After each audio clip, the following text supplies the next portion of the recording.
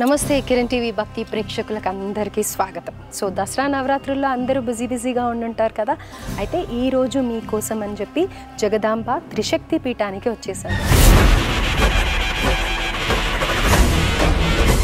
పీఠంలో ముగ్గురు అమ్మవార్లు ఉన్నారు. మనం లాస్ట్ డేలో కమలాత్మిక, సరస్వతి, కాళీ ముగ్గురిని కొలుస్తాం కదా. సో ఆ మూడు కొలువైన ప్రదేశానికి వచ్చేసాను అనమాట. ఇది వచ్చేసి మేడ్చల్ మల్కాజ్గిరి జిల్లాలో ఉంది. లోపలికి వెళ్ళి టెంపుల్లో మన బెనారస్ బాబు గారిది ఈ టెంపుల్ అనమాట. సో ఆయనతో మాట్లాడదాం, అమ్మవార్ల పూర్తి వివరాలు కనుక్కుందాం, ఇక్కడ ఎలాంటి పూజా కార్యక్రమాలు జరుగుతూ ఉంటాయి ఏంటి అనేది తెలుసుకుందాం. నమస్కారం గురుగారు. నమస్తే అమ్మ. సో మనం వచ్చేసాము బెనారస్ బాబు గారి త్రిశక్తి పీఠానికి అనమాట. సో ఇక్కడ అమ్మవారి విశేషం ఏంటి అని పూర్తి వివరాలు గురుగారి మాటల్లోనే తెలుసుకుందాం. సో గురుగారు, మీ పీఠానికి రావడం జరిగింది. మా ప్రేక్షకుల కోసం ఈ దసరా నవరాత్రుల్లో అమ్మవారిని చూపిద్దాము అని అనుకుంటున్నాము. So thank you so much మాకు ఈ అవకాశాన్ని కల్పించినందుకు. అలాగే ఇక్కడ అమ్మవారు ఎలా ఇక్కడికి తీసుకురావడం జరిగింది, స్థాపించడం జరిగింది, ఈ పూర్తి వివరాలు కూడా తెలియజేయండి. ముందరగా కిరణ్ టీవీ ప్రేక్షకులందరికీ కూడా దసరా శుభాకాంక్షలు తెలియజేస్తూ, అమ్మవారు ఇక్కడికి రావటం ఎలా జరిగింది అంటే, ఒక భక్తులు ఇచ్చినటువంటి స్థలంలో ఒకసారి మీరు వచ్చి చూడవలసిందిగా అని అడగటం, నేను వచ్చి చూసినప్పుడు ఇక్కడ రాత్రి సమయంలో ఒక జ్యోతి స్వరూపంగా ఇక్కడ తిరుగుతూ కనిపించింది. ఆ జ్యోతి స్వరూపాన్ని చూసుకుని అప్పుడు అమ్మవారు ఇక్కడ కనిపిస్తోంది అనే ఉద్దేశ్యంగా ఈ దేవాలయాన్ని నిర్మాణం చేయటం జరిగింది. అయితే ఈ దేవాలయ నిర్మాణంలో ప్రథమంగా శంకుస్థాపన చేసినప్పుడు ఆ శంకుకి పాము చుట్టుకుని అలా నిలబడి ఉంది. మేము మళ్ళీ సాయంత్రం వచ్చి చూసేసరికల్లా. ఓకే, అక్కడికి వెళ్ళి అమ్మవారిని చూపిస్తూ మాట్లాడదామా? తప్పకుండా. సో త్రిశక్తి పీఠం అనగానే మనకి లక్ష్మి, కాళీ, సరస్వతి అని అంటూ ఉంటారు కదా. అవును. సో గురుగారు, అమ్మవారు ప్రత్యంగిర అమ్మవారిలా కనిపిస్తున్నారు. ప్రత్యంగిర అమ్మవారు అని అంటారా? కాదమ్మా, ఈ రోజున మనకి ఇక్కడ అమ్మవారు బాలా త్రిపుర సుందరి దేవిగా దర్శనమిస్తోంది. అయితే నేను ఇందాక చెప్పాను కదా మీతో, అమ్మవారు శంకుస్థాపన చేసినప్పుడు ఆ శంకు చుట్ట పాము పడగ విప్పి ఉంది. అందుకని అమ్మవారి మూర్తి వెనకాతల మనకి పాము దర్శనమిస్తోంది. ఒకసారి నేను మీకు లోపలికి వెళ్ళి చూపిస్తూ ఉంటాను, మీరు బయట నుంచి చూస్తాను. అంటే యూజువల్గా ప్రత్యంగిర అమ్మవారిని చూసినప్పుడు మనకి ఇవి కనిపిస్తూ ఉంటాయి ఈ సైడ్కి. సో అలా ఉంది అని అనేసి నాకు డౌట్ వచ్చిందనమాట. ఇది అమ్మవారికి ఇక్కడ సర్పముఖాలతో 5 ముఖాలతో దర్శనమిస్తోంది. ఈ అమ్మవారికి వెనకాతల భాగమంతా కూడా సర్పమే ఉంటుంది. అమ్మవారు కూడా కింద సర్పం మీదనే కూర్చుని ఉంటుంది. అంతేకాకుండా అమ్మవారికి 10 చేతులతో దర్శనమిస్తుంది. అంటే 10 చేతులు కూడా ఇప్పుడు ఈ యొక్క అలంకారంలో వెనకాతలుగా మనం ఈరోజు బాలా త్రిపుర సుందరి దేవిగా ఉంది కాబట్టి అభయం వరద ముద్ర ఇక్కడ మనకి దర్శనమిస్తుంది. 2 చేతులు కనిపిస్తున్నాయి. ఇవాళ అభయం వరదతో అమ్మవారి దర్శనం కాబట్టి 10 చేతులలో వెనకాతల 8 చేతులు ఉండిపోయినాయి అనమాట. కింద కూడా అమ్మవారు సర్పాసనం వేసుకుని కూర్చుని ఉంటుంది. ఇక్కడ శంకుస్థాపన చేసినప్పుడు ఇదే ప్రాంతంలో శంకు ఉన్నది కింద భూమి లోపల. ఆ శంకు మీద పాము చుట్టుకుని అలాగా మేము వచ్చేసరికి రాత్రిపూట మేము మళ్ళీ ఇక్కడికి వచ్చి ఎవరన్నా దీన్ని ఏదైనా ఇచ్చేసారా ఏంటి, చాలా దూరంగా ఉన్నప్పుడు జనాలు లేని ప్రదేశం ఇదంతా కూడా. అందుకని అప్పుడు ఇక్కడంతా కూడా పశువులంతా కూడా సంచారం చేస్తూ ఉండేది. అందుకని అది ఎలా ఉన్నది అని చూద్దామని వచ్చినప్పుడు దీని మీద పెద్ద సర్పం, తాచుపాము, చాలా పెద్దది, దగ్గరగా 2 మనుషుల యొక్క హైటు పొడుగు ఉన్నటువంటి పాము దాన్ని చుట్టుకుని ఉందనమాట. అప్పుడు మేము అనుకున్నాం అమ్మవారికి పాముతో కలిగినటువంటి విగ్రహం కావాలి అని అప్పుడు సంకల్పించిందనమాట. అంతవరకు అమ్మవారికి శిరస్సున పాము పెట్టాలనేటువంటి ఉద్దేశం మాకు ఏ కోశానా లేదు.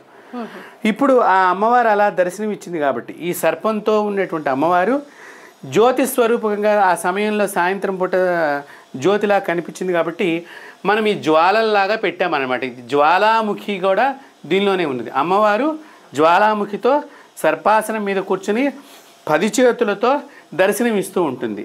అదే మీరు పౌర్ణమి రోజున వస్తే చక్కగా నిజరూప దర్శనం అంతా కూడా అమ్మవారు కుడికాలు పాదం మీద కూర్చుని ఉంటుంది, ఎడమకాలు మడిచి ఉంటుంది అన్నమాట ఆవిడ ఇప్పుడు కూడా ఆసనం. ఇప్పుడు మనకి ఈ రోజు ఈ అలంకారంగా అమ్మవారి దర్శనమిస్తోంది. అయితే మామూలుగా అసలు ఈ విగ్రహం ఏ అమ్మవారు రూపకంగా భావిస్తూ ఉంటారు? విజయ కనకదుర్గాదేవి. కనకదుర్గాదేవి. ఈ విజయ కనకదుర్గాదేవి అంటే దుర్గాదేవి శక్తుల నుంచి వచ్చినవే కాళీ, లక్ష్మి, సరస్వతి ఇవన్నీ కూడా. దీనిలో మనకి ప్రత్యంగిర కూడా అమ్మవారు, ఇందాక మీరు అన్నారు ప్రత్యంగిర అని చెప్పి, ఇక్కడ కూడా మనం ప్రత్యంగిర హోమాలు చేస్తూ ఉంటాం. ఈ ప్రత్యంగిర హోమాలు చేయించుకున్నప్పుడు మీకు అసలు ఒక్కసారి కూడా మిరపకాయ వాసన అనేది రాదు ఇక్కడ జరిగితే మాత్రం. మామూలుగా మీరు ఎక్కడైనా మిరపకాయ ఆ వాసనకి మనకి అందరికీ కూడా దగ్గు, తుమ్ము అలా, కానీ ఇక్కడ జరిగినప్పుడు మాత్రం ఎటువంటి ఆభేదం, మీరు చక్కగా అమ్మవారిని ఆస్వాదన చేస్తారు. అంతేకాకుండా మీరు చిత్రం తీస్తే కనుక ఒక సింహవాహనంలాగా ఆ మంట, ఆ పొగ అంతా మీకు అలా దర్శనమిస్తూ ఉంటుంది. ఓకే, ఆ హోమంలో కనిపిస్తూ ఉంటుంది. శ్రీచక్రానికి ప్రతిరోజు కూడా కుంకుమార్చన జరుగుతూ ఉంటుంది, ఉదయము సాయంకాలము. అమ్మవారికి ప్రతి శుక్రవారం కూడా అభిషేకం జరుగుతుంది. పౌర్ణమి రోజున సాయంకాలం పూట చక్కగా లలితాపారాయణం చేస్తూ ఇక్కడ భక్తులందరూ కూర్చుని అమ్మవారి అభిషేకం చూసి నిజపాద దర్శనం, అమ్మవారి యొక్క కుడికాలుని ఆ రోజు అందరికీ దర్శనం చేయిస్తాం. మామూలుగా ప్రతి శుక్రవారం ఎవరికి కూడా అమ్మవారి పాద దర్శనం ఉండదు. మామూలుగా అమ్మవారు అలంకారం చేసుకుని ఉంటుంది అంతవరకే. కానీ నిజపాద దర్శనంగా ఒక్క పౌర్ణమి రోజు సాయంత్రం మాత్రమే అమ్మవారి దర్శనం ఇస్తుంది. అయితే ప్రతి మనిషికి కూడా తన ఇన్నర్లో, ఎస్పెషల్లీ ఆడవాళ్ళకి ఆ శక్తి అనేది ఇన్బిల్ట్ ఉంటుంది. అవును. కానీ ఆ ఇన్బిల్ట్ ఉన్న పవర్ని ట్యాప్ చేయాలి అంటే ఒక ఛానల్ కావాలి.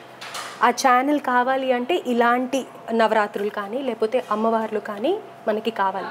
అమ్మవార్లు ఉన్నా కానీ ఆ ప్రాపర్ ట్యాపింగ్ కావాలి అంటే మీలాంటి గురువులు కావాలి. అయితే ఇక్కడికి ఈ గుడికి వస్తే డెఫినెట్గా విజయ కనక దుర్గా ఆ విజయం అనేది వస్తుంది లైఫ్లో అని అనేసి అని అంటూ ఉన్నారు కదా, ఎందుకని అంత ప్రత్యేకత ఈ టెంపుల్లో ఉంది అని అంటారు? అంటే అమ్మవారి శాస్త్రంలోనే మనకి విజయపురవాసిని అనిగా చెప్పబడి ఉంది. సో విజయాన్ని విజయుడికి ఇచ్చింది కాబట్టి పాండవులలో మధ్యముడైనటువంటి అర్జునుడు విజయుడయ్యాడు. అలాగే శ్రీకృష్ణ భగవాన్ వారు కూడా అమ్మవారి యాగం చేసే విజయులయ్యారు. శ్రీరామచంద్రమూర్తి కూడా అమ్మవారి యాగం చేసే రావణాసుడు సంహారం చేశారు. శ్రీకృష్ణుడు కూడా నరకాసుడు వధించే ముందర కూడా తన ఈ అమ్మవారి యాగాన్ని చేసుకుని ఆ నరకాసుడి సంహారంలో వారు విజయాన్ని సాధించారు. అంటే ఇక్కడ మనం ఆలోచన చేసినట్లయితే ఇందాక మీరు అన్నారు ప్రతి స్త్రీమూర్తికి కూడా ఈ నవరాత్రులు చాలా ముఖ్యం. ప్రతి స్త్రీలోనూ ఒక శక్తి ఉంటుంది. ఆ అమ్మ శక్తియే అసలైనటువంటి స్వరూపమే విజయ కనక దుర్గాదేవి. దుర్గా అంటే దుర్గములు అంటే కష్టములు. స్త్రీ యొక్క కష్టాన్ని అమ్మవారు చూడలేదటండి. అందుకని అలాంటి కష్టాలను చూడలేని తల్లి కాబట్టి ఈవిడ దుర్గా అయిందనమాట. కాబట్టి ఆ దుర్గ ఎలాగా స్త్రీకి కావలసినటువంటి తన భర్తకి విజయంగా ఒక ఉద్యోగంలో ప్రమోషన్ అనేటువంటిది ఉద్యోగ వృద్ధిగా, సంతానం లేని స్త్రీకి సంతాన వృద్ధిగా, అలాగే కళ్యాణం కానటువంటి పిల్లలకి కళ్యాణం కలిగేటట్టుగా ఆ తల్లి యొక్క అనుగ్రహానికి పాత్రులు కావాలి. కాబట్టి ఇక్కడ విజయ కనకదుర్గగా మనకు దర్శనమిస్తుంది. ఇక్కడ రావాలి అని అంటే గనక నేను ఇందాక కూడా అడిగాను మిమ్మల్ని, ప్రత్యేకంగా ఎందుకు ఇక్కడికి రావాలి అని అంటారు, ఈ అమ్మవారిని దర్శనం చేసుకోవాలి? ఇక్కడికి రావాలి అంటే ముఖ్యంగా ఎందుకు రావాలి, ఈ గుడికి దర్శనం ఎందుకు చేసుకోవాలంటే ఇక్కడున్న ప్రతి విగ్రహం కింద యంత్రాలన్నీ కూడా ఒక సంవత్సరం కాలం పాటు చక్కని వేద పండితులతో జపం జరిగి అత్యంత నిష్టగా ఒక సంవత్సర కాలం జపం జరిగినాయి ఇక్కడ ఉన్న యంత్రాలు. ఈ జపం జరిగిన యంత్రాలన్నింటినీ కూడా శంకరాచార్యులు వారు పీఠంలో పెట్టి మళ్ళీ పూజ చేయటం జరిగింది ఈ యంత్రాలని.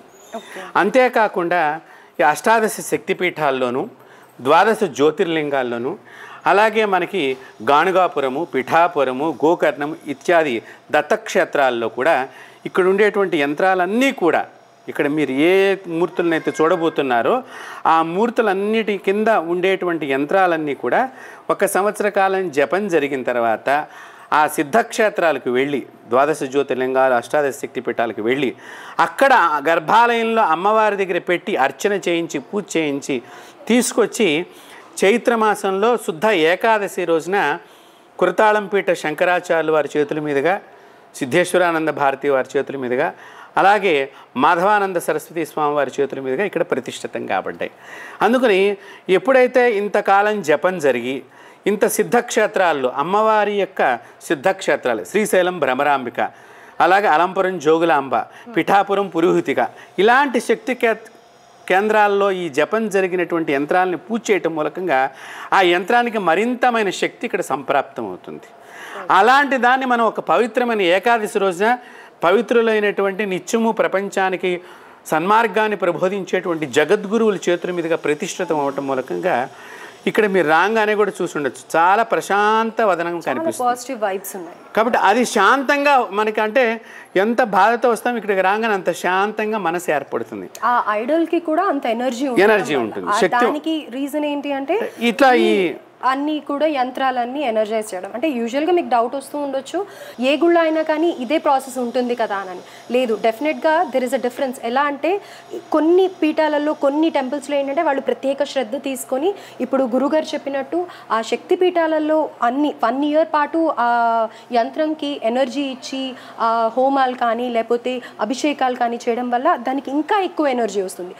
ఇంకా మనం చుట్టుపక్కల చూసే గుళ్ళల్లో ఏంటంటే మనకి త్వరగా రిజల్ట్ రాదు, అప్పుడు ఎందుకబ్బా అని అనుకుంటూ ఉంటాం కదా. వాటిలో ఏంటంటే మామూలు వాళ్ళు పూజలు చేయడం వల్ల లేకపోతే ఆ గుళ్ళోనే పెట్టి పూజ చేయడం వల్ల కొంచెం మటుకే దానికి ఎనర్జైజ్ అవుతూ ఉంటుంది అనమాట. So you could know the difference. పెద్ద పెద్ద శక్తిపీఠాల్లో పెద్ద పెద్ద వాళ్ళు చేసేదానికి మనం చేసుకునేదానికి there will be a difference కదా. So this is the way. And అందుకని ప్రత్యేకంగా ఈ గుడికి వచ్చినట్టు అయితే కనుక డెఫినెట్గా మనం అనుకున్న కోరికలు తీరుతాయి అన్నమాట. అయితే గురుగారు త్రిశక్తి పీఠం అని అన్నాం కదా, మనకి అమ్మవారు ఒక్కరే కనిపిస్తున్నారు, మరి మిగతా అమ్మవార్లు చూపిస్తాను. త్రిశక్తి పీఠంలో ఉండేటువంటి దేవత లలితా భువనేశ్వరి అమ్మవారు. ఈ అమ్మవారి విగ్రహాన్ని మా ఇంట్లో మా గురుదేవులైనటువంటి హంపి శంకరాచార్యుల వారు శ్రీ శ్రీ శ్రీ మదవినోద్ధ నరసింహ భారతీ మహాస్వామి వారు ఆ అమ్మవారిని ప్రతిష్ఠ చేయడం జరిగింది. అంటే ఇక్కడ ఈ అమ్మవారితో పాటు ఈ అమ్మవారు కూడా ఉంటారా, లేకపోతే ఇది ఉత్సవ విగ్రహం మాత్రమే? ఇది ఉత్సవ విగ్రహం కాదు, మన పీఠంలో ఉండే పీఠ దేవత. ఇక్కడ ఉత్సవమూర్తులన్నీ కూడా మీకు అక్కడ పరమేశ్వరుడు, ఇక్కడ విజయ కనకదుర్గాదేవి కనిపిస్తున్నారు. అక్కడ పక్కన శ్రీదేవి భూదేవి సమేత కళ్యాణ వెంకటేశ్వర స్వామి, ఇటు పక్కన దత్తాత్రేయుల వారు, ఇవన్నీ ఉత్సవమూర్తులం. ఇక్కడ మనం మహాలక్ష్మి, మహాకాళి, మహాసరస్వతి కలశాలను పెట్టి నవరాత్రి పూజ చేస్తున్నాం. ఇక్కడ ఈ సంవత్సరం విశేషంగా ఏంటంటే 9 రాత్రులు వస్తాయి, 10వ రోజు విజయదశమి వస్తుంది. అందుకని నవరాత్రి పూజ ఈ సంవత్సరం చాలా ముఖ్యమైనది అందరికీ కూడా. దీనిలో రవియోగం కూడా వస్తుంది. ఈ రవియోగం వలన ఏంటంటే ఈ 9 రాత్రులు అమ్మవారిని రాత్రిపూట కనుక మనం బాగా పూజ చేసినట్లయితే చాలా విశేషప్రదమైనటువంటి ఫలితాలను మనం పొందగలుగుతాము. దాంతోపాటు మీకు ముగ్గురు అమ్మవారిని కూడా చూపిస్తాను, రండి. సో ఇక్కడ కాళీమాతగా కనిపిస్తున్నారు అమ్మవారు. ఇక్కడ మనకి అమ్మవారి దేవాలయానికి ఇది దక్షిణ భాగం. ఈ దక్షిణ భాగంలో మనకి కాళికాదేవిని ప్రతిష్ఠ చేయడం చాలా గొప్ప విశేష ఫలం ఈ దేవాలయానికి. చాలా చోట్ల మీరు గమనించినట్లయితే ఈ కాళికాదేవి పడమర వైపుగా కూడా ఉంటుంది. అయితే దక్షిణ కాళిని రామకృష్ణ పరమహంస స్వామి వారు పూజ చేశారు. కాళి అంటేనే భయపడతారు, చూడటానికి కూడా భయంకరంగా ఉంటుంది, నాలుక బయటకు వచ్చేసి.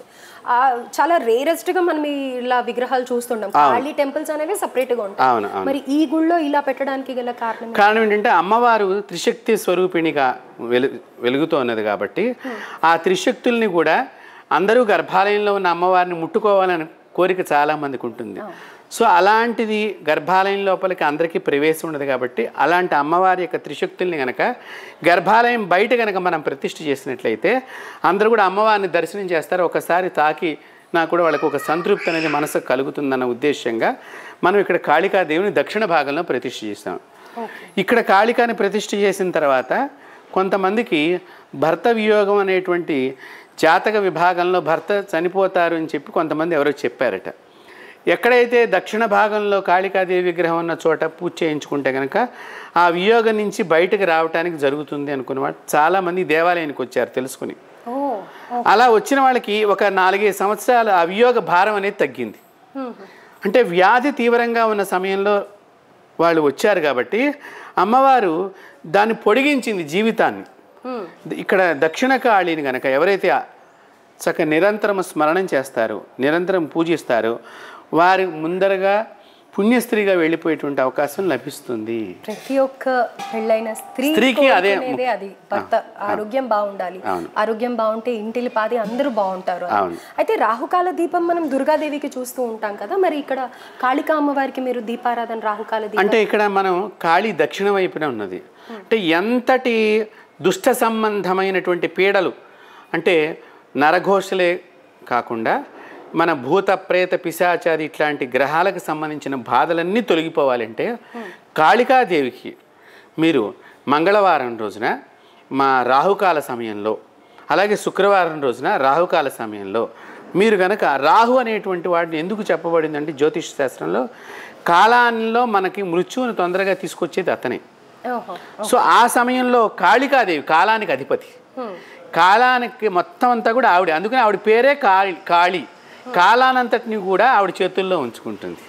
అందుకని ఆవిడ దగ్గర కనుక పెట్టినట్లయితే మన జాతకంలో ఉన్న దుష్టకాలాన్ని ఆవిడ తీసివేస్తుంది. అయితే ఇక్కడ ఒక చిన్న సందేహం ఏంటంటే కాళీ కొంచెం ఉగ్రరూపంగా కనిపిస్తూ ఉంటారు, అంటే ఐడల్ చూడడానికి కూడా కొంచెం భయంకరంగా అలా ఉంటుంది. తొందరగా ఇలాంటి దేవతలకి, ఉగ్ర దేవతలకి ఆరాధన చేయాలి అంటే సామాన్యులు కానీ మామూలుగా కొంచెం నాలెడ్జ్ ఉన్న వాళ్ళు కూడా భయపడుతూ ఉంటారు. సో మరి అలాంటప్పుడు ఈ కాళీ అమ్మవారిని పూజించాలి అంటే నియమాలు ఏమన్నా ఉంటూ ఉంటాయంటారా?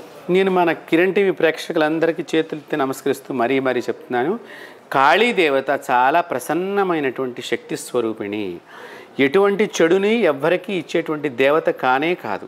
కాళీని చూసి ఎవరు కూడా భయపడవద్దు. కాళీ అంటే మనకు వచ్చేటువంటి అకాల మృత్యు దోషాలన్నింటినీ తీసివేసేటువంటి అత్యంత ప్రేమ స్వరూపిణే తప్ప ఆవిడ మనల్ని భయభ్రాంతులు గురి చేసేటువంటి దేవతామూర్తి కానే కాదు.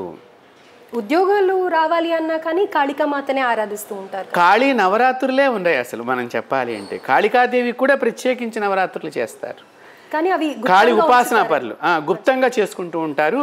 ఇది మనకి ఉత్తర భారతదేశంలో బాగా కనిపిస్తూ ఉంటాయి, నార్త్ సైడ్ ఎక్కువగా కనిపిస్తూ ఉంటాయి. రైట్ గురుగారు. మరి ఇంకొక అమ్మవారు తప్పకుండా ప్రతిష్ఠ. సో ఇది అమ్మవారి వెనుక భాగం. అవును, అమ్మవారికి గర్భాలయానికి వెనుక భాగంలో పశ్చిమ దిక్కు ఇది. పశ్చిమ భాగంలో రాజ్యలక్ష్మిని మనం ప్రతిష్ఠ చేస్తాం ఇక్కడ, లక్ష్మీదేవి. అంటే ఎందుకు అని అనుకోవచ్చు చాలామంది. ఇక్కడ మనకి లక్ష్మీదేవి ఎప్పుడూ కూడా దక్షిణానికి ప్రాధాన్యత ఇవ్వదు, ఉత్తరానికి ప్రాధాన్యత ఇస్తుంది. అంటే ఆవిడ ఎంతసేపు కూడా విష్ణువు యొక్క పాదాల దర్శనం మనకి ఎప్పుడు ఉత్తర వైపుగా కనిపిస్తుంది, అందుకని ఉత్తర ద్వార దర్శనం కాబట్టి ఆవిడకి అది ఎక్కువ ఇష్టం అనమాట. అందుకని మనం ఈ పశ్చిమ భాగంలో రాజ్యలక్ష్మిని ప్రతిష్ఠ చేయటం ఎందుకు చేస్తామంటే, ఎవరైతే వారికి మనకి ఇప్పుడు రాజ్యం ఏంటి, మన ఉద్యోగం మనకి పెద్ద రాజ్యం కాబట్టి అలాంటి ఉద్యోగంలో కనుక వృద్ధి కావాలి అనుకున్న ఉద్యోగ సంస్థతో ఉన్నటువంటి వాళ్ళు కనుక ఈ అమ్మవారి దగ్గరికి వచ్చి చక్కగా ఇలాచీలు అంటే యాలుకలు మాలను కనుక వేసినట్లయితే వాళ్ళకి ఆ అనుకున్నటువంటి కోరిక నెరవేరిపోతుంది. ఇప్పుడు మీకు చూడటానికి ఇక్కడ చిన్న స్వరూపిణిగా దర్శనమిస్తుంది, కానీ దీనికిన్న ఉన్న యంత్రము కూడా 1 సంవత్సర కాలం జపం జరిగి శక్తిపీఠాల్లో పూజలన్నీ జరిగిన తర్వాతనే ఇక్కడ మనం ప్రతిష్ఠ చేస్తాం.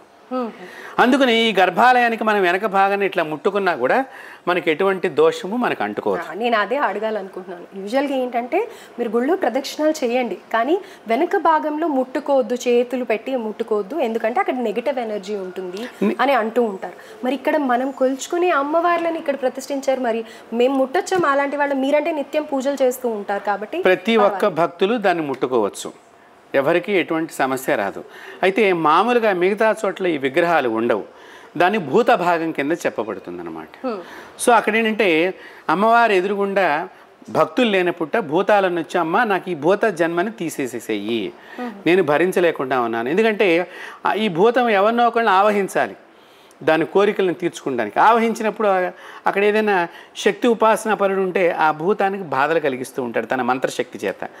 సో దానికి జన్మ లేక ఇలా భూతం ఎంతసేపు బాధపడుతూ ఉండాలి. కాబట్టి ఆ అమ్మవారి దగ్గర భక్తులు లేనప్పుడు భూతం ఎదురుకుండా నిలబడి నాకు ఈ భూత బాధను పోగొట్టు, ఈ జన్మను పోగొట్టు అని కోరుకుంటుంది.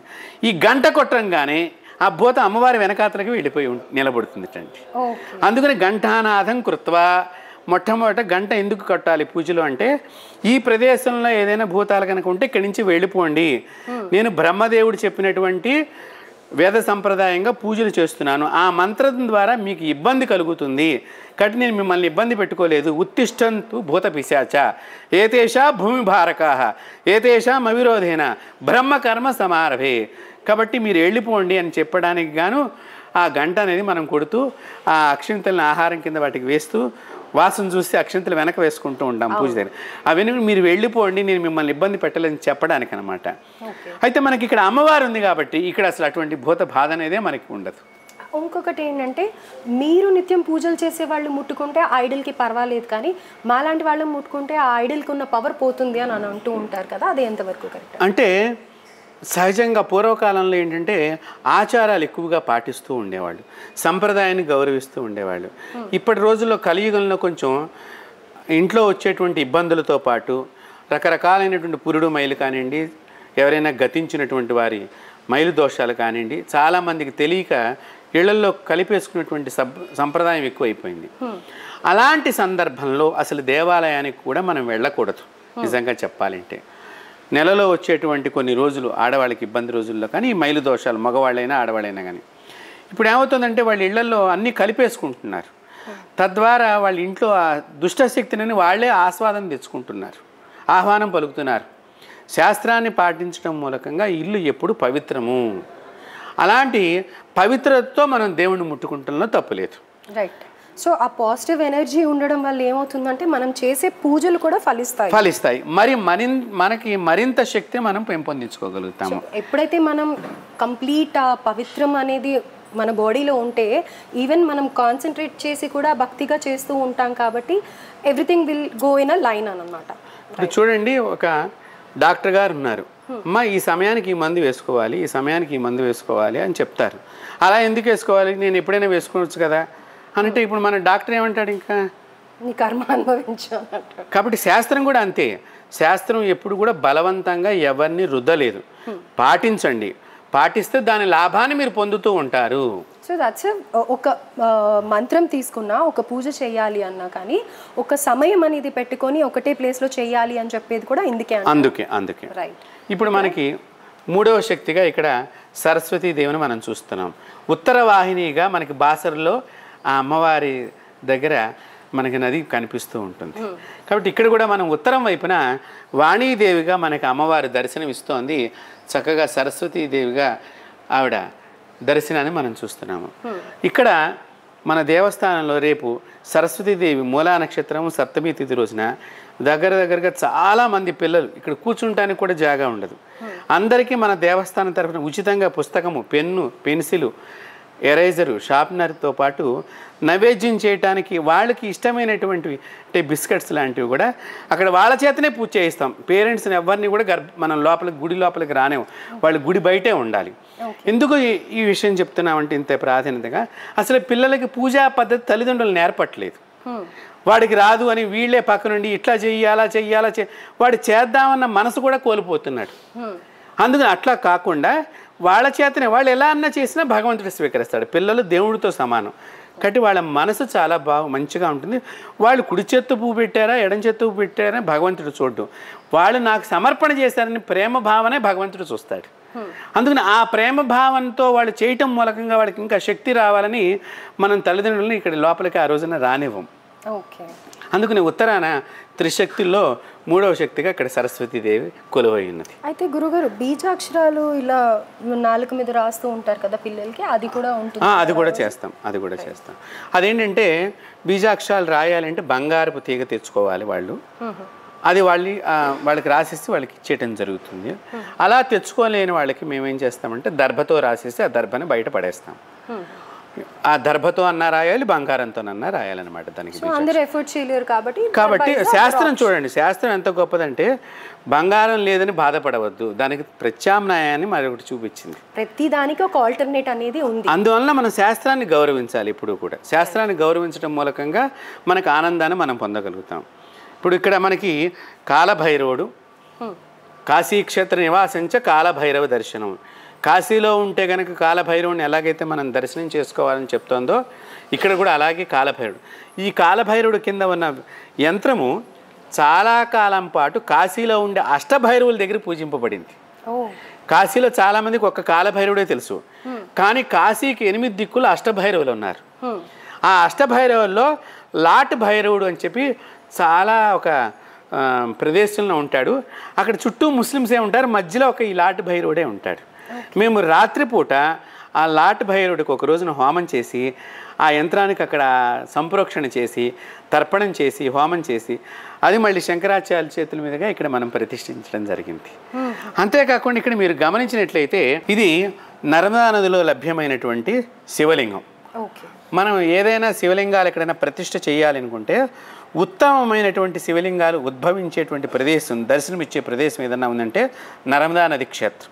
అయితే ఇక్కడ నర్మదా బాణలింగం అంటే అది సపరేట్గా ఉంటుంది కదా? సపరేట్గానే ఉంటుందమ్మా. అంటే ఇప్పుడు అది అటాచ్డ్ ఉందా లేకపోతే కనుక ఎలా అంటారు?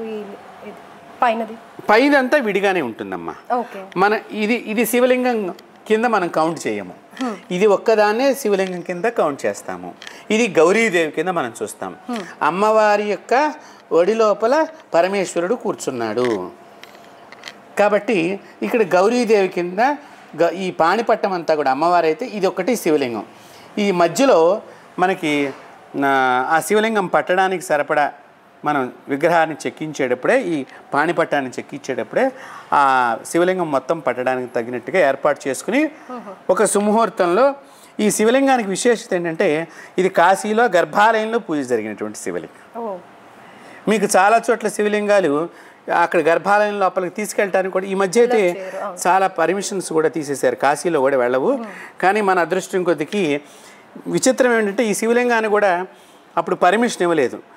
ఇవ్వకపోతే ఇట్లా నేను పలానా గురువు గారినండి అని చెప్తే వెంటనే అక్కడ ఉండేటువంటి ఒక ACP assistant commissioner of police నన్ను చూసి వారే స్వయంగా తీసుకెళ్ళి ఆ శివలింగం దగ్గర పెట్టి పూజ చేయించి నాకు ఇచ్చారు. అంటే నాకు అనిపించింది అప్పుడు కాలభైరవుడు మనకు పోలీస్ డిపార్ట్మెంట్ అంటే చాలామందికి తెలియదు. కాలభైరవుడు యొక్క డిపార్ట్మెంట్ అదంతా కూడా శాస్త్ర ప్రకారంగా. అందుకని కాశీ మొత్తానికి డీజీపీ ఎవరయ్యా అంటే కాలభైరవుడు. కాబట్టి అలాంటి స్వామివారి అనుగ్రహం చూడండి, మన మీద కనుక స్వామివారికి అనుగ్రహం ఉంటే సాక్షాత్తు ఆ భైరవ స్వరూపమైనటువంటి ఆ రోజున దానికి ప్రత్యక్ష సాక్షి కూడా ఉన్నారు.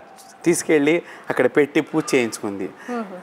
అంత ఇదిగా ఇక్కడ శివలింగాన్ని మనం ప్రతిష్ఠ చేసుకున్నాం.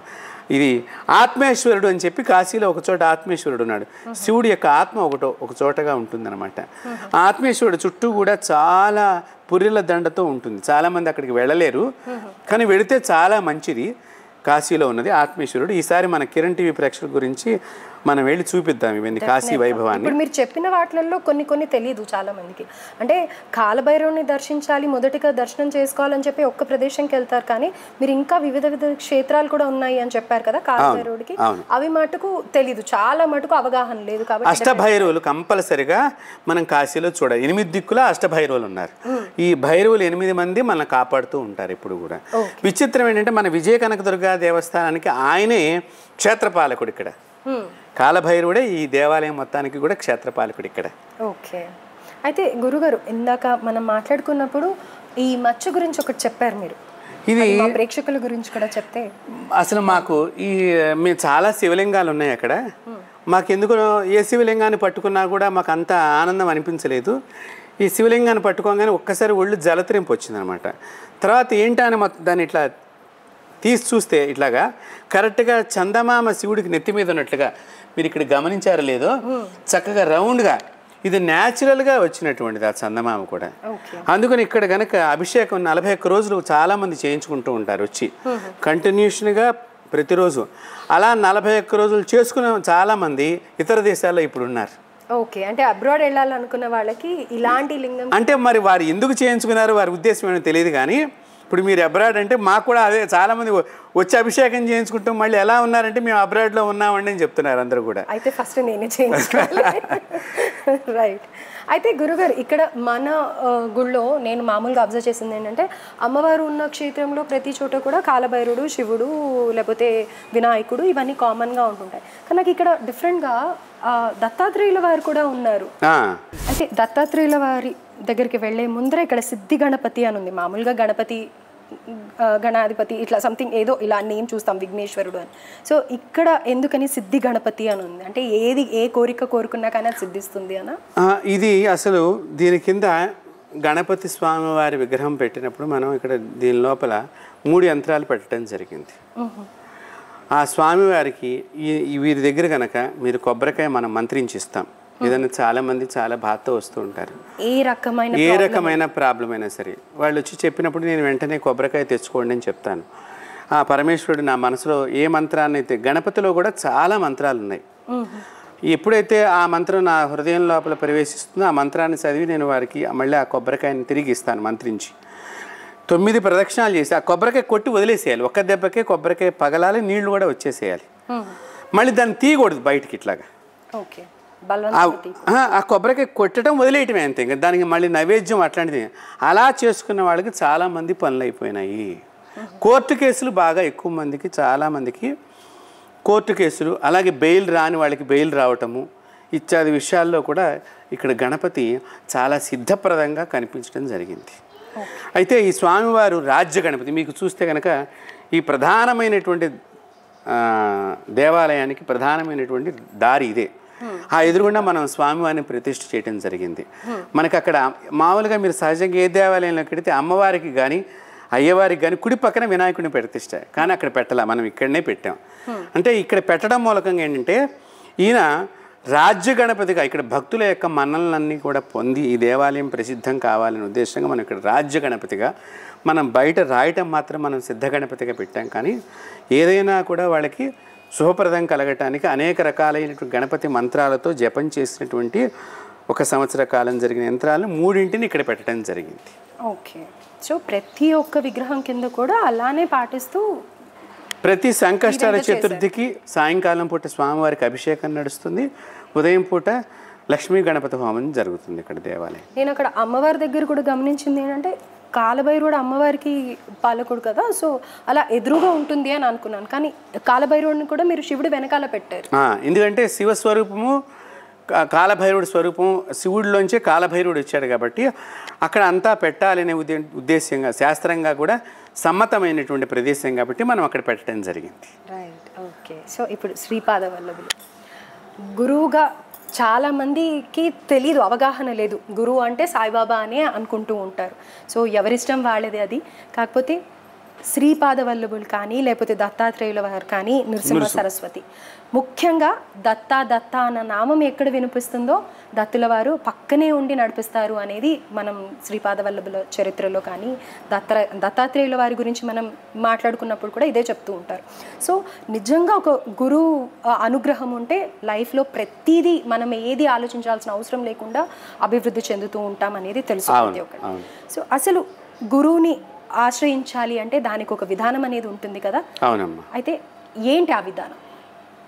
మనకి సద్గురువు దొరకాలి అన్నా, మంచి గురువుని మనం ఆశ్రయించాలన్నా కూడా ఈ దత్తాత్రేయులు ఎక్కడైతే ఉంటారో వారి దర్శనం చేసుకుంటే లభిస్తారు అని శాస్త్రం. అంటే ఏంటంటే గురువును ప్రసాదించేటువంటి భగవంతుడి కింద ఆయన చెప్పడం జరిగింది. చాలామంది ఈ కలియుగంలో మనం మోసపోతూ ఉంటాం. రకరకాలైనటువంటి గురువులు, రకరకాలైనటువంటి పూజలు, రకరకాలైనటువంటి పద్ధతుల్లో ఎవరు మనకి సంప్రదాయం ఎటువంటిది అనేటువంటి ఒక అనుమానం ఉంటుంది.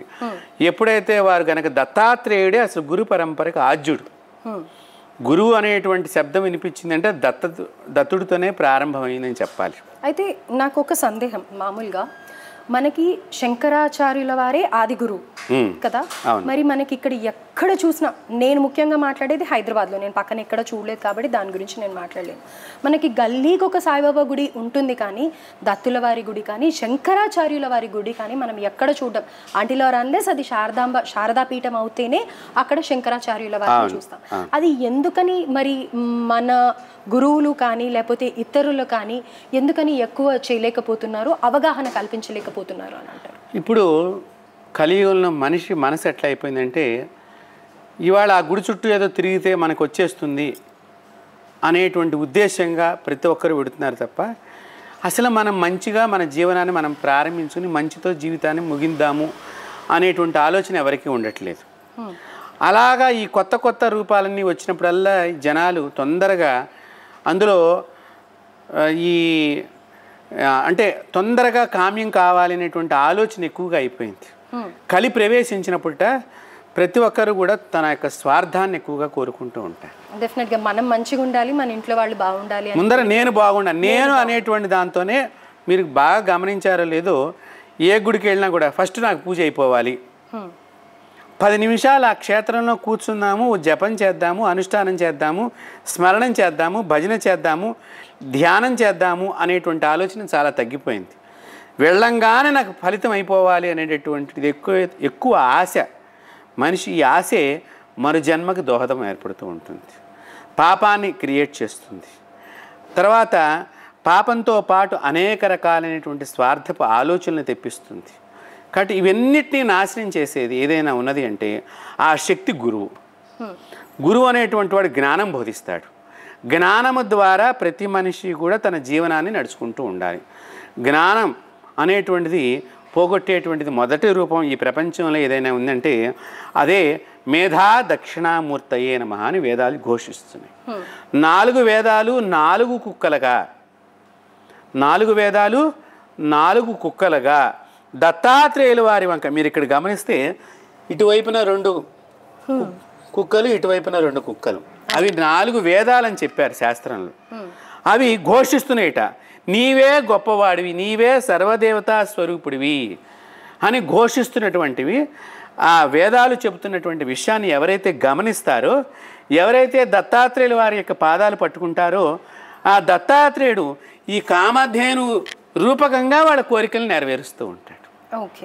అందుకని దత్తాత్రేయుడి దగ్గర కామధేను యొక్క గొప్పతనం ఏమిటయ్యా అంటే, దత్తాత్రేయుడికి ఆవంటే ఇష్టమేమో కాబట్టి మనం ఆవుకి వాళ్ళ తోటకూర పెడదాం, రేపు గోంగూర పెడదాం, ఎల్లుండి నువ్వులు పెడదాం. అసలు అవన్నీ పెట్టకూడదు. పూర్వకాలంలో ఇవేమి పెట్టించలేదు ఎక్కడా కూడా. ఈ మధ్యకాలంలో ఎక్కువగా గురువారం శనగలు, శుక్రవారం బొబ్బర్లు, మంగళవారం కందులు. ఒక ఆవు దానికి ఏమి కావాలో తెలియదుటమ్మా. శాస్త్రంలో ఆవు ఏది పెట్టినా తినేస్తుంది. దాని దగ్గర ఉన్నటువంటి 24 గంటలు ఏదో తినటం అలవాటు దానికి. కానీ మనం పెట్టకూడదు. దానికి అది తినేసి తర్వాత చాలా కడుపులో బాధపడుతూ ఉంటుందట. ఎవరైతే ఇది పెట్టారో ఆ బాధ పాపమంతా వాళ్ళకు చుట్టుకుంటుంది. గోవు మీద ఎన్నైతే వెంట్రుకలు ఉన్నాయో అంతకాలం వీడు బాధపడుతూ ఉండాలి వీళ్ళ వంశంలో వాళ్ళు. అందుకని దయచేసి ఎప్పుడు కూడా మీరు ఆవులకు తినిపించాలి అంటే ఆ గోక్షేత్రాన్ని నడిపేటువంటి వారిని సంప్రదించి అక్కడ ఏం పెడితే, మనం శనివారం శనిపోవాలి అంటే శనివారం రోజున ఆ పచ్చగడ్డినో ఎండుగడ్డినో వాళ్ళకి డబ్బులు ఇస్తే మన పేరు మీద వాళ్ళే మన చేతికి ఇస్తారు. అక్కడ గోక్షేత్రాల్లో కొన్ని అలాంటివి ఉన్నాయి. ఇంకా అప్పుడు అది పెట్టినా మనకి శనిపోతుంది. శనిపోవటం ఏమిటంటే, నువ్వు శనివారం రోజున గోవును చూస్తే మహావిష్ణువుని చూసినట్లే, మహాలక్ష్మిని అంటే గోవు సర్వదేవతా స్వరూపం. సర్వదేవతల్ని దర్శించిన తర్వాత నీకు శని ఎందుకు ఉంటుంది ఇంకా? కాబట్టి నువ్వులు తినిపించక్కర్లేదు అక్కడ మనం. కాబట్టి ఆ గోవు ఎందుకు ఉన్నది అంటే దత్తాత్రేయుల వారు గోవు ద్వారా సరువులకి అన్నిటినీ సమకూర్చేటువంటి శక్తిని ఆయన దాని దగ్గరగా పెట్టుకుంటున్న అంతరార్థం అదనమాట. కాబట్టి మొట్టమొదట మేధా దక్షిణామూర్తి విశ్వం దర్పణం దృశ్యమానం. ఆయనకే మీరు కాళహస్తి మందిరానికి ఎప్పుడైనా పెడితే ఎదురుగుండా దక్షిణ ద్వారంలో దక్షిణామూర్తి వారు కనిపిస్తారు. గురవే సర్వలోకానాం విషయే భవరోగిణాం నిధే సర్వ విద్యానాం శ్రీ దక్షిణామూర్తయే నమః. ఆయన దగ్గర నుంచి గురు పరంపర మొదలైతే దానిలో దత్తాత్రేయులు వారు ఆ గురు పరంపర నిలిపారు అప్పట్లో. మళ్ళీ దాని తర్వాత ఆ గురు పరంపర నిలిపినటువంటి వాళ్ళల్లో హైగ్రీవులు వారు వచ్చారు, అగస్త్యులు, సప్తఋషి మండలం అంతా వచ్చింది. అలాంటి దానిలో ఈ కలియుగానికి దగ్గరగా ఆది శంకర భగవత్పాదులు మాత్రమే గురు పరంపరను నిలిపి జ్ఞానాన్ని ప్రపంచానికి అందించి సర్వవేదాలని కూడా వీళ్ళకి తెలపాలి అని చెప్పి చిన్న వయసులోనే 32 సంవత్సరాల్లోనే వారు మళ్ళీ అదృశ్యం అయిపోయారు. శంకరాచార్యుల వారికి మరణం లేదు. మీరు అందరూ కూడా బాగా ప్రజలందరూ కూడా గమనించుకోవాలి, వారికి జననం మాత్రమే, మరణం లేదు. అయితే ఒక వాదన విన్నట్టయితే కనుక శంకరాచార్యుల వారు కనిపించకుండా చేసింది ఒక కేటగిరీ వాళ్ళే అనేది ఎక్కువగా ఆయన అదృశ్యులు అయిపోయారు. కేదార్నాథ్లో అదృశ్యం అయిపోయారు.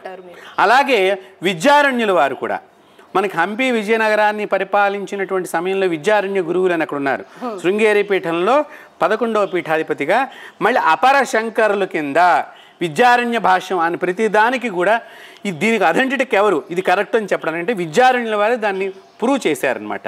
అలాంటి విద్యారణ్యుల వారు కూడా ఒక గుహలోకి వెళ్ళిపోయారు. ఆ గుహ మీద ఒక రాయిని పెట్టమని చెప్పారు. అంతే, వారు మరణించారో లేదు ఇంతవరకు ఎవరు చూడలేదు.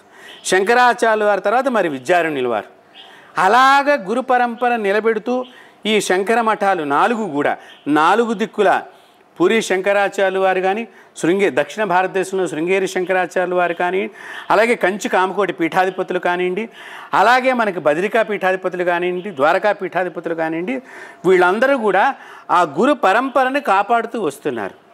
అయితే కాలక్రమంలో ఎట్లా అయిపోయిందంటే ఒక సైన్యాన్ని వెనకాతల పెంపొందించుకోవటం, ఒక భక్తగణాలను వెనకాతల పెంపొందించుకోవటంలో కొంతమంది మేమే గురువులము, ఇందాక మీరు అన్నారు శంకరాచార్య వారి విగ్రహాలు ఎక్కువగా కనిపించవు, దత్తాత్రేయ విగ్రహాలు ఎక్కువ కనిపించవు, మిగతా విగ్రహాలే కనిపిస్తాయి.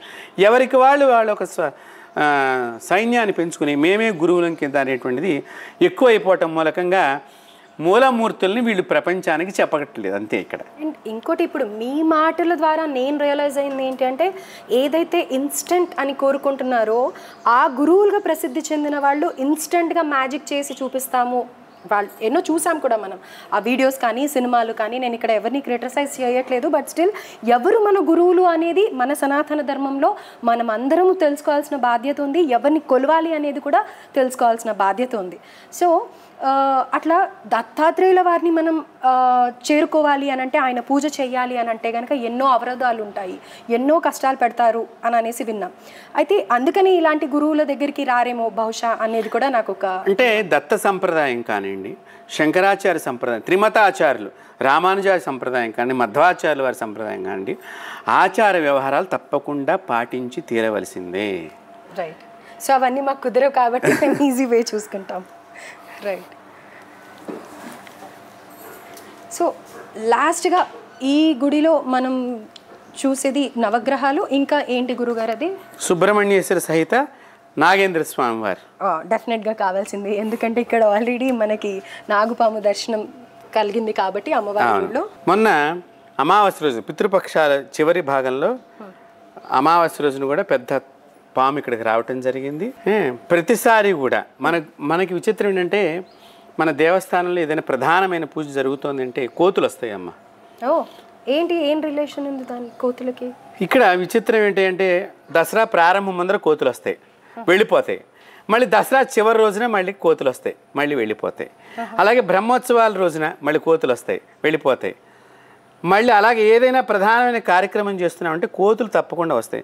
కోతులకి ఇక్కడ కారణం ఏంటంటే మనం అమ్మవారి శిఖర భాగంలో పైన గోపురం మీద శిఖరంలో ఆంజనేయ స్వామి వారికి సంబంధించినటువంటి శక్తివంతమైనటువంటివన్నీ పెట్టడం జరిగింది. అయితే మాకు చిన్నప్పటి నుంచి కూడా స్వామివారితో ఎక్కువ అనుబంధం ఉండటం, మా నాన్నగారు వాళ్ళు అందరూ కూడా హనుమంతుడిని ఆరాధన చేయటం, మా వంశంలో చాలామంది హనుమంతుడిని దర్శనం పొందినట్లుగా కొంత చరిత్ర ఉన్నది. అందువల్ల మేము కూడా అదే సాధన కొంత చేయటం జరిగింది. కాబట్టి స్వామివారి యొక్క అనుగ్రహం నేను కూడా చాలా సందర్భాలు పొంది ఉన్నాను. అందువల్ల నేను స్వామివారిని ఎట్లాగా అనుకున్నప్పుడు వేద పద్ధతిగా అక్కడ శిఖరం దగ్గర చేసినట్లయితే, శిఖరం దగ్గర ఎందుకు చేయటం జరిగింది అంటే మనకి పంచపాండవులు కాపాడింది కూడా ఆంజనేయ స్వామివారి. ఆయన ధ్వజం మీద ఉన్నారు. ధ్వజం మీద ముందర ఉండి ఎవరి యొక్క వాహనానికి ముందర ధ్వజం మీద ఆంజనేయ స్వామి ఉంటారో వారికి విజయం సంప్రాప్తమవుతుంది. కాబట్టి అలాంటి విజయం ఈ గుడికి వచ్చినటువంటి ప్రతి భక్తుడికి లభించాలి, అలాంటి ఆనందం ప్రతి భక్తురాలికి లభించాలని మేము కూడా అది పూర్తిగా అక్కడ స్వామివారి యొక్క ముఖ్యమైనటువంటి శక్తివంతమైనవన్నీ కూడా అక్కడ కేంద్రీకరించడం జరిగింది. అందువల్ల తప్పకుండా మళ్ళీ అన్ని కలశాలు ఉన్న ఆ కలశాలని ఏవి కూడా అవి ముట్టుకోవు. మనం పండు ఇస్తే ఇక్కడ గోడల మీద పెడితే అవి తినేసి వెళ్ళిపోతాయి. ఇంతవరకు ఎవరిని బాధించలేదు. మళ్ళీ ఇప్పుడు దసరా అయిపోయిన తర్వాత దసరా ప్రారంభం ముందర, దసరా చివరిలో, బ్రహ్మోత్సవాల ప్రారంభానికి ముందర, మళ్ళీ బ్రహ్మోత్సవాల చివరి భాగంలో, మళ్ళీ శ్రావణ మాసంలో ఇక్కడ మనం దగ్గరగా 1000 మంది ముత్తైదువులకి ఉచితంగా వాయినాలు ఇస్తాం, సౌభాగ్యంగా ఉండాలి ఇప్పుడు అని చెప్పేసి. అలాంటి సందర్భాలు ఈ కోతులు వచ్చి పెడుతూ ఉంటాయి. ఇక్కడికి వచ్చేసరికి నాగేంద్ర స్వామి ఈ దేవాలయం నేను ఇందాక చెప్పాను కదా, అక్కడ మన కలశ స్థాపన చేసినప్పుడు, శంకుస్థాపన చేసినప్పుడు ఆ శంకుకి పట్టుకుని ఆ నాగేంద్ర స్వామి వారు దగ్గర 9 అడుగుల పైన ఉన్నాడు. తాచుపామది మేము స్వయంగా చూసాము. అలాగే శ్వేతనాగు కూడా ఇక్కడికి వచ్చింది. నేనే స్వయంగా దాన్ని దర్శనం చేయటం కూడా జరిగింది. నాతో పాటు ఒక 4-5 కూడా శ్వేతనాగుని చూడటం జరిగింది. శ్వేతనాగు అంటే చాలా రేర్గా ఉంటుంది. అది చాలా చిన్నగా ఉన్నది అప్పట్లో, అంటే కొత్తగా ఉద్భవించినటువంటిది అనుకుంటా. మళ్ళీ ఇంతవరకు మేము చూడలేదు. దగ్గర ఒక 5 సంవత్సరాల కిందట చూడటం జరిగింది ఆ శ్వేతనాగుని. మళ్ళీ ఇప్పటిదాకా మేము చూడలేదు. అలాగే ఈ విగ్రహ ప్రతిష్ఠ జరిగినప్పుడు వచ్చిన 9 అడుగుల పాముని 3 సార్లు మాత్రమే చూడటం జరిగింది. మళ్ళీ ఇంతవరకు కనిపించలేదు. ఇక్కడ విచిత్రం ఏంటంటే 5 ముఖాలతో ఉన్న సర్పం లోపల, హృదయం లోపల సుబ్రహ్మణ్యేశ్వర స్వామి, అలాగే శూల ఆయుధము, నెమలి వాహనం కూడా ఉన్నది. చాలా మందికి అనుమానం వస్తుంది, ఇవి నెమలి పాములను తింటుంది కదండి, ఇలా పెట్టారండి. కానీ పాములను రక్షించేటువంటి వాడు సుబ్రహ్మణ్యేశ్వర స్వామి. చూడండి, మనం పాముకు భయపడతాం, పాముకు కూడా ఒకటి భయం ఉన్నది.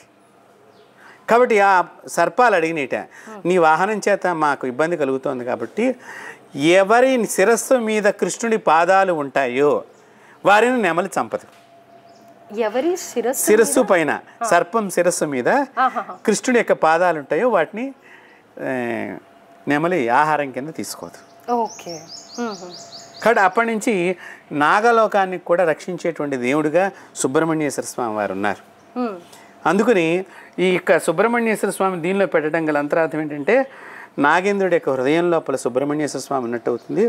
స్త్రీలకు సంతానం కావలసుకున్నటువంటి స్త్రీలకు గనక ఇక్కడ 9 మంగళవారాలు చాలామంది చేయించుకున్నారు. అసలు మీరు ఒక 2 వారాలు, ఒక వారం అయ్యేసరికి చాలామంది, మా మేనేజర్ గారు రమేష్ గారు ఉన్నారు, ఆయనకి చెప్పెడుతూ ఉంటారు. అంటే నేను అందరికీ అవైలబుల్గా కనిపించను కాబట్టి, ఏమంటే మాకు గురువు గారు చెప్పారు, పని అయిపోయింది, ఒకసారి వారికి కలుద్దామంటే వారికి దొరకట్లేదు, మీకు చెప్తున్నా వారికి చెప్పండి అని. చాలామందికి 2-3 వారాలు అయ్యేసరికల్లా చాలా ఫలితం పొందుతారు. అది ఎందుకని తెలుసుకోవచ్చా? అంటే మనం కూడా ఇక్కడ ఇవన్నీ ఇప్పుడు చెప్పాను కదా ఇందాక, ఇప్పుడు ఇది సుబ్రహ్మణ్యం, ఈ సుబ్రహ్మణ్య క్షేత్రంలో యంత్రాలు పెట్టి పూజ చేస్తాం. మేమేం చేసామంటే మనిషి జపం చేసిన దానికి, శక్తి క్షేత్రంలో పెట్టి దాన్ని అర్చించిన దానికి మరింత శక్తిని మనం దానిలో పంపించడమే. ఆ శక్తి ద్వారా భక్తుల యొక్క ఇచ్చను నెరవేర్చడం. రైట్. అంత ఎనర్జైజ్ చేసి ఇక్కడ ప్రతిష్ఠించడం జరిగింది కాబట్టి ఈ గుళ్ళో ప్రతి ఒక్క కోరిక, అసలు ఆల్మోస్ట్ అన్నిటికీ మనం ఏదనుకున్నా. ఇప్పుడు నవగ్రహాలు ఉన్నాయి ఇక్కడ, ఈ నవగ్రహ క్షేత్రాన్ని మనకి తమిళనాడులో ఉన్నాయమ్మ. మీరు ప్రత్యేకించి ఒక్కొక్క దేవాలయం ఉంది, అక్కడ సూర్య దేవాలయము అన్ని అక్కడ కూడా పెట్టి ఇక్కడ తీసుకొచ్చి వీటిని ప్రతిష్ఠించాం. మిగతా చోట్ల నవగ్రహాల దగ్గరికి ఎవరైనా వెళ్ళటానికి భయపడుతూ ఉంటారు, ముట్టుకోవడానికి. మేము దాన్ని చాలా శుభ్రంగా ఉంచుతాం. రోజు ప్రతి ఒక్కరం పూజ చేస్తారు దానికి చక్క. ఎందుకంటే మేము ప్రతిరోజు దాన్ని, ఎందుకంటే నవగ్రహాలంటే ఏదో మన నూనె పోసేసి వెళ్ళిపోవటం కాదు, దాన్ని శుభ్రంగా ఉంచినప్పుడు మాత్రమే ఆ దేవుడు మనకు ఆనందాన్ని ఇస్తూ ఉంటాడు. సో అది మామూలుగా అయితే షణ్ముఖుడు అని చెప్పేసి అలా 6 పడగలతో చూస్తూ ఉంటాము, ఇక్కడ 5 పడగలతో ఉన్నారు. అండ్ ఇంకోటి ఏంటంటే చాలామంది కన్ఫ్యూజ్ అయ్యేది సుబ్రహ్మణ్య స్వామి, నాగులు అన్నీ ఒకటే అని అనుకుంటూ ఉంటారు. కానీ కాదు అని గురువుగారు ఇందాక తేల్చి చెప్పారు. ఈవెన్ నాకు కూడా తెలుసు, క్లారిటీ కోసం అని చెప్పి మీకు తెలియాలి అని చెప్పేసి చెప్తున్నారు. ఇక్కడ ఈ క్షేత్రంలో ఏంటంటే విశేషంగా మనకి జమ్మి చెట్టు ఉంటుంది, రావి చెట్టు ఉంది, వేప చెట్టు ఉంది. అంతేకాకుండా అమ్మవారికి ఈశాన్య భాగంలోనూ నైరుతి భాగంలోనూ కదంబ వృక్షాలు ఉన్నాయి. కదంబ వనవాసిన్యై నమః అని అమ్మ. కాబట్టి ఇక్కడ కదంబ వనవాసంలో అమ్మవారు ఉంటుంది, ఓ పక్కన మామిడి చెట్లు ఉన్నాయి, కొబ్బరి చెట్లు ఉన్నాయి, అంతా కూడా చుట్టూ అంతా కూడా ప్రకృతితో అమ్మవారు. చాలా అసలు ప్రశాంతం, అసలు హైదరాబాద్లో ఇంత సిటీలో ఉందా ఈ గుడి అన్నట్టుగా అనిపిస్తుంది. ప్రశాంతమైన వాతావరణం, చాలా పాజిటివ్ ఎనర్జీ ఉంది గుడిలో. సో ఇదండి త్రిశక్తి పీఠం. నేను గురువుగారి పీఠం మీకు చూపించాలి దసరా నవరాత్రుల్లో అని అనుకున్నాను. ఇంకా ఇదే కాకుండా ఈ నవరాత్రుల్లో చండీ యాగం జరుగుతుంది. చండీ దుర్గాష్టమి రోజున, ప్రతి సంవత్సరం దుర్గాష్టమి రోజున అమ్మవారికి మనకు ఆ రోజున రాత్రికి అమ్మవారి శక్తిని బాగా ఉద్ధృతం చేయాలనే ఉద్దేశంగా మనం దుర్గాష్టమి రోజున చండీ హోమం చేస్తాం. ఇందులో అందరు భక్తులు పాల్గొనొచ్చా? అందరు దర్శనం వరకే, చండీ హోమాన్ని చూడటం వరకే మనం వాళ్ళని కూర్చోబెడతాం. కొంతమంది ఇండివిజువల్ గా చేయించుకోవాలని తప్పకుండా చేస్తాం, వారికి విడిగా చేస్తాం. ఆ రోజున మాత్రం ఎవరిని కూర్చోబెట్టాం. ఎందుకంటే మన దగ్గర పీఠ సంప్రదాయం ఒకటి ఉంటుంది. పీఠ సంప్రదాయం ప్రకారం ఏంటంటే 9 రాత్రులు వాళ్ళు దీక్షగా ఉండాలి. సో కిందనే పడుకోవాలి. ఆహార నియమాలు, వ్యవహార నియమాలు ఇవన్నీ ఉన్నటువంటి మేము మాత్రమే ఆ విధంగా ఉండగలుగుతాం. కాబట్టి అక్కడ మా తరఫున మేము ఆ నియమాలు పాటించే ఒక వ్యక్తిని మాత్రమే అక్కడ, అందులో వాళ్ళకు కూడా ఉపదేశ మంత్రం అయి ఉండాలి. ఎవరిని పడితే వాళ్ళని మేము కూర్చోబెట్టాం. ఎందుకంటే ఇది అందరు భక్తులు సామూహికంగా వారి వారి గోత్రనామాలతో, కాబట్టి అందరికీ సమానమైన ఫలితం వెళ్ళాలంటే మేము దీక్షగా ఉండాలి.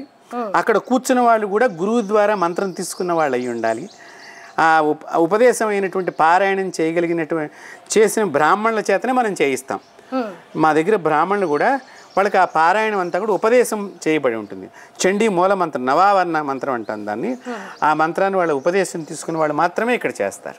సో శాస్త్రోక్తంగా ఉంటుంది అని అంటేనే ఇక్కడ అవుతుంది. అవును అవును. ఇది కూడా ఇంకొకటి, ఎవరైతే చండీ హోమం చేయించుకోవాలి అనుకున్న వాళ్ళు కూడా అంత నియమాలు పాటించినట్టయితేనే ఇక్కడ అర్హులు. మామూలుగా మిగతా రోజుల్లో మాత్రం వాళ్ళు కూర్చోబెట్టి వాళ్ళ చేత కూడా ద్రవ్యం వేయిస్తాం. కానీ అప్పుడు చేసేవాళ్ళు కూడా ఈ ఉపదేశమైన వాళ్ళ బ్రాహ్మడే కూర్చొని చేస్తాడు. రైట్. ఇది ఆదిశంకరాచార్య వారి సంప్రదాయంతో ముడిపడి ఉన్న పీఠం కాబట్టి నియమాలు ఎక్కువగా పాటించాలి. రైట్. సో నియమాలు ఎక్కువ ఉంటాయి కాబట్టి ఈ గుడికి ఎవరు వచ్చినా తమ కోరికలు డెఫినెట్గా నెరవేరుతాయి అన్నమాట. ధన్యవాదాలు గురుగారు. నమస్కారం. స్వస్తి.